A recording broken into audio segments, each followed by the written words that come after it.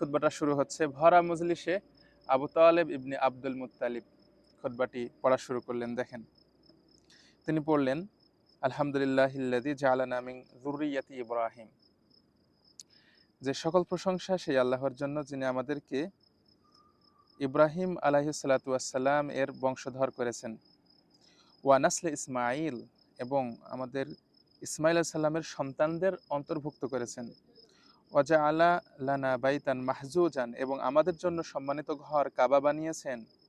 ওয়া হারামান আমিনান, এবং নিরাপদ পবিত্র স্থান হারাম দান করেছেন। ওয়া জাআলা লানাল হুক্কামা আলান নাস, এবং আমাদের মানুষদের নেতা করেছেন। আসলে ওই সময় ওই সমাজের আমরা ইসলামের ইতিহাসে পড়েছি যে কুরাইশদের হাতেই কিন্তু নেতৃত্ব ছিল।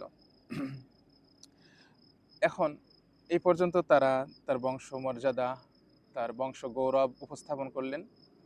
এখন আসল কথা বলতেছেন যে সুম্মা ইবনে আখি মুহাম্মদ ইবনে আবদুল্লাহ, যে অতঃপর আমার ভাতিজা মুহাম্মদ ইবনে আবদুল্লাহ, লা ইউজানু বি রাজুলিন মিন কুরাইশিন ইল্লা রাজা আলাইহি, কুরাইশের কোন পুরুষের সঙ্গে তুলনা করা হলে সে তার চাইতে শ্রেষ্ঠ।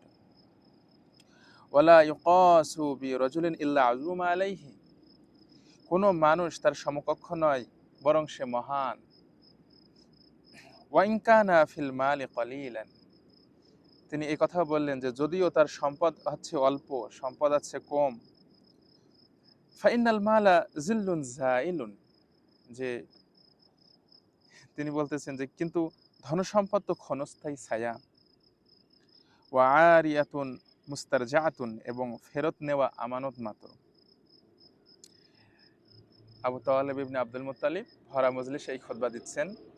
ছোট্ট খুতবাটা, কিন্তু এখানে তিনি প্রথমে নিজের বংশমর্যাদা বললেন, তারপরে রাসূলুল্লাহ সাল্লাল্লাহু আলাইহি সাল্লামের কথা বললেন, এবং তার যে সম্পদ খুব বেশি নাই সেটাও তিনি উল্লেখ করলেন।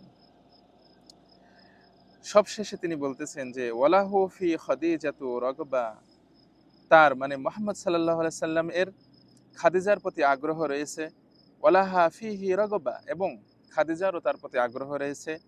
ওয়াসসাদাকু মা শি'তুম মিন মালি, আর মোহর আমার সম্পদ থেকে তোমরা যা ইচ্ছা নির্ধারণ করো। তো এটাই ছিল আবু তালেব ইবনে আব্দুল মুত্তালিবের দেওয়া খুতবা, সিরাতুন নবীর একটা উল্লেখযোগ্য ঘটনা, যেটা ওই সমাজে প্রচলিত নিয়ম অনুযায়ী আবু তালেব এই খুতবাটা দিয়েছিলেন, যেটা ইসলামের সুন্দর বাণী হিসাবে লিপিবদ্ধ আছে। সম্মানিত ভাইয়েরা, আজকে পবিত্র জুম্মার দিনের এই ছোট্ট আলোচনাটা আমরা শুনলাম। ইনশাআল্লাহ সিরাতুন নবীর উপরে আমার আরও ধারাবাহিক কয়েকটা ভিডিও ইনশাআল্লাহ আমি দেওয়ার চেষ্টা করব। সকলে ভালো থাকবেন, সুস্থ থাকবেন। দেখা হবে পরবর্তী ভিডিওতে। আসসালামু আলাইকুম ওয়া রাহমাতুল্লাহ।